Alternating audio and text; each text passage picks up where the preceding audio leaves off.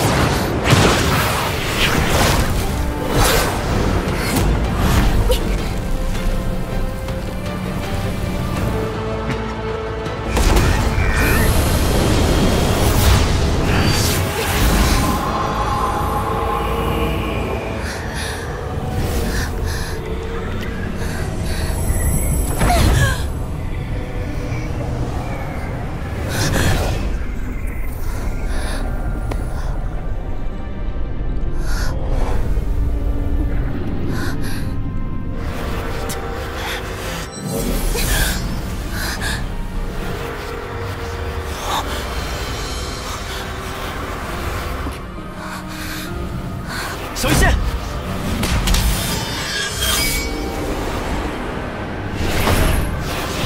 小师弟，你还是先反省一下你自己吧。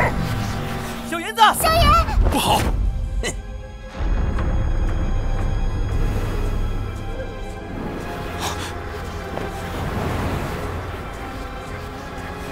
天阴毒手。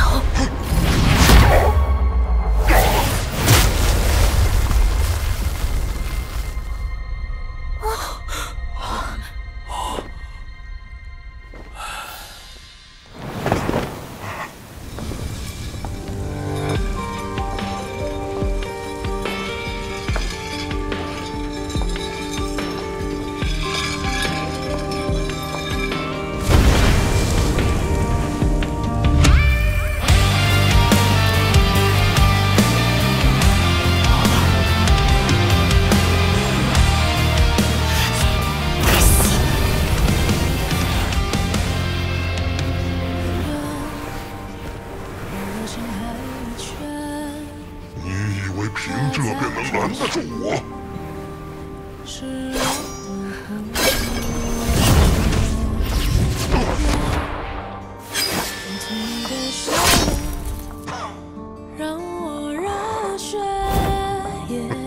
倒是有几分果断。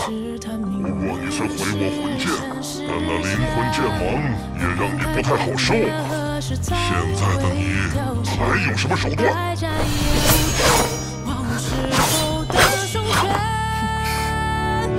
时间风月，跑来跑去陪你在左看一眼，就让春天代替自己的缱绻。我最远的渴望，足够让时间变这一路走来，我们都不会不见。余温誓言，就算上了天边，也越来越黑夜。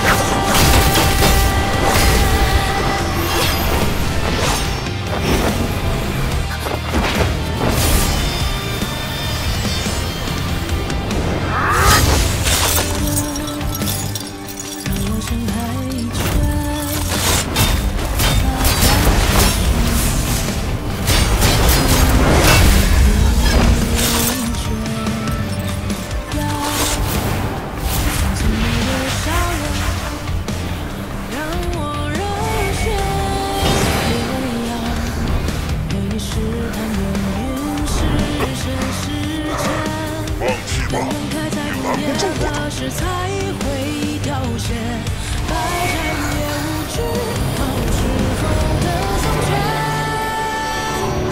时间风月，跑来跑去陪你在我看一眼，就让春天代替自己的缱绻。我最远的渴望，足够让时间不必颠变。这一路走来，我们都不会不见。余晖。就算上了天边，越越每个黑夜。冥顽不灵，既然你一心寻死，那我就先惩罚你。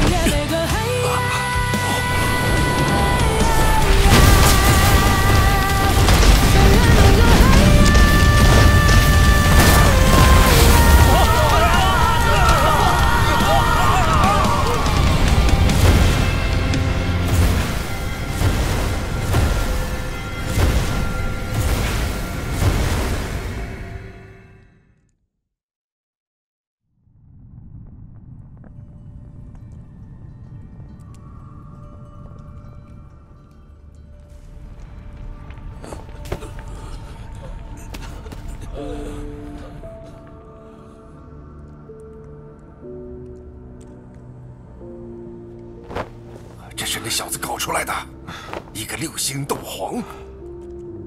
幸好没锁定我们，菩提化体仙还是别指望了。这小子太过棘手。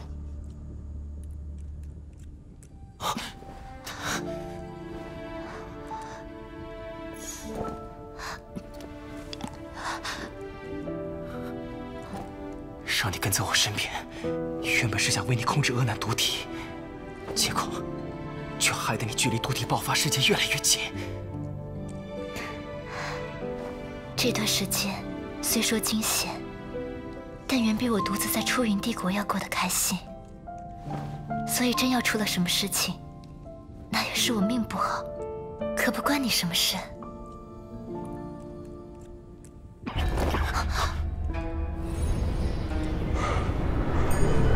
萧炎，没想到我还活着吧？今天你们留不住我，等着吧，终有一天，我会让你像那个老不死的一样，灵魂被附于魂殿之上，永受万魂侵蚀之苦。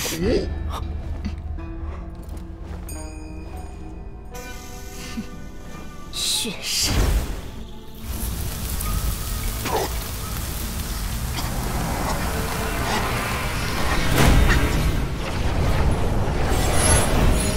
你上毒！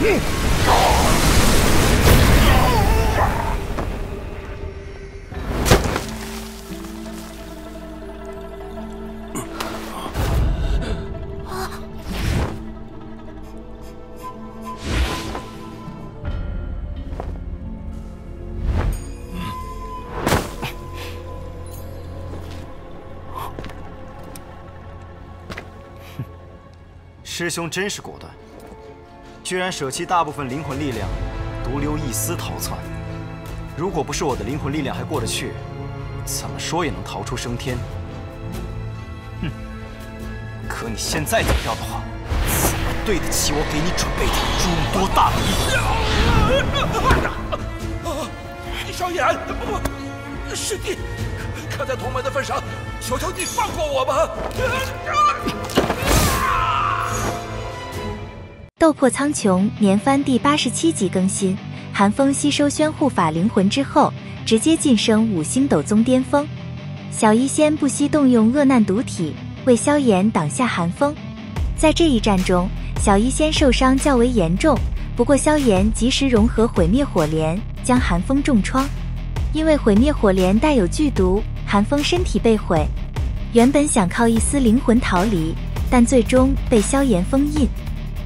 寒风晋升5星斗宗巅峰。寒风原本只是4星斗宗，宣护法也是4星斗宗。在吸收宣护法灵魂之后，寒风的修为进一步提升，直接飙升到5星斗宗巅峰。萧炎感叹事情变得麻烦起来。他说，在场的所有人没有一个是他的对手。小医仙犹豫了片刻，他让萧炎把寒风交给自己。虽然小医仙拥有4星斗宗的实力，可他和寒风之间还是差了一颗星。要想解决寒风，只有一个办法，那就是小医仙拖住寒风，让萧炎凝聚出毁灭火莲，只有这样才能顺利击杀寒风。萧炎叮嘱小医仙，让他千万不要释放厄难毒体，否则后果不堪设想。不过小医仙要想对付寒风，就需要付出代价。萧炎原本不想让小医仙冒险，但眼下得不这么做。小医仙在开厄难毒体。小医仙只是4星斗宗，要想拦住寒风，就需要拼命。寒风的魂剑可以作用灵魂，所以小医仙一度吃亏。在战斗过程中，小医仙差点被击杀，不过萧炎及时出现，救了小医仙一命。毁灭火莲还没有凝聚，战斗也就没办法结束。在这里不得不吐槽一番，苏谦明明也是4星斗宗，却一直在一旁观看，所以小医仙压力才会这么大。寒风吐槽小医仙不自量力，随后锁定小医仙就是一招口吐光波。5星巅峰斗宗的实力果然恐怖，小医仙也感觉吃不消，瞬间就被这一击逼退数米。寒风的速度很快，接下来又抽出一把魂剑，注入灵魂之后，转身一脚暴踢飞剑。这一剑的力道很大，小医仙使出全力也只能将其勉强拦住。没想到这把剑还有灵魂攻击的作用，随着邪恶的冤魂爆射而出，强烈的灵魂震荡波及小医仙，若不是萧炎及时出手，小医仙早已变成剑下亡魂。被萧炎救下之后，小医仙快速反击，一招天阴毒手从天而降，寒风竟然被这只毒手砸在地上。为了对付寒风，小医仙再度开启恶难毒体。小医仙这一次拼命，也会加速恶难毒体的爆发，离死亡也就更进一步。可是小医仙没有办法，也只能这样才能争取时间。小医仙在战斗之中面纱脱落，原本绝美的容颜因为毒素蔓延而多了几分狰狞。为了阻止寒风，小医仙动用空间封锁。无奈之下，寒风打算先把小医仙杀死。可怜的小医仙，他竟然被寒风在封闭空间中压着打。在此处，寒风仍旧占据上风，不过只要小医仙时间争取到，接下来靠萧炎就可以。萧炎已经是6星斗皇，凝聚火莲的时间也缩短了不少。在关键时刻，眼看小医仙要被干掉的时候，萧炎手中的3色火莲终于完成。萧炎彻底击杀寒风。毁灭火莲可不是一般斗宗所能承受，不是人人都是地魔老鬼。萧炎锁定寒风老狗，一朵恐怖的3色火莲砸了上去。5星巅峰斗宗又如何？眨眼之间就被3色火莲炸得只剩一丝残血。为了彻底灭杀无耻寒风，小医仙竟然补了一刀释放血噬毒功。虽然没有摧毁他的身体，但起码让他暂时无法战斗。寒风想过逃离此地，再找办法以后报仇。可是小医仙早已下毒，寒风的身体根本就没办法承受。随着毒素蔓延，寒风也就嗝屁了。估计寒风连做梦也没想到，最后的下场竟然会被小医仙活活毒死。不过寒风是狡兔3窟，也留了其他手段。关键时刻，寒风分离出一丝灵魂，想要逃离战场，以后找到机会再找萧炎报仇。可是萧炎怎么可能让寒风再次逃走？这个是师逆徒，不该留他继续作恶。所以萧炎封印了寒风，让他再也翻不了天。等到药老被救回来，再晋升为半圣，那时候就是寒风彻底死亡之时。老奸巨猾的寒风放出一丝灵魂，准备逃跑，可惜却被萧炎发现，当场抓入玉瓶。接下来则是精彩的抄家行动。4. 魔岩谷大战结束，萧炎得到3大宝物。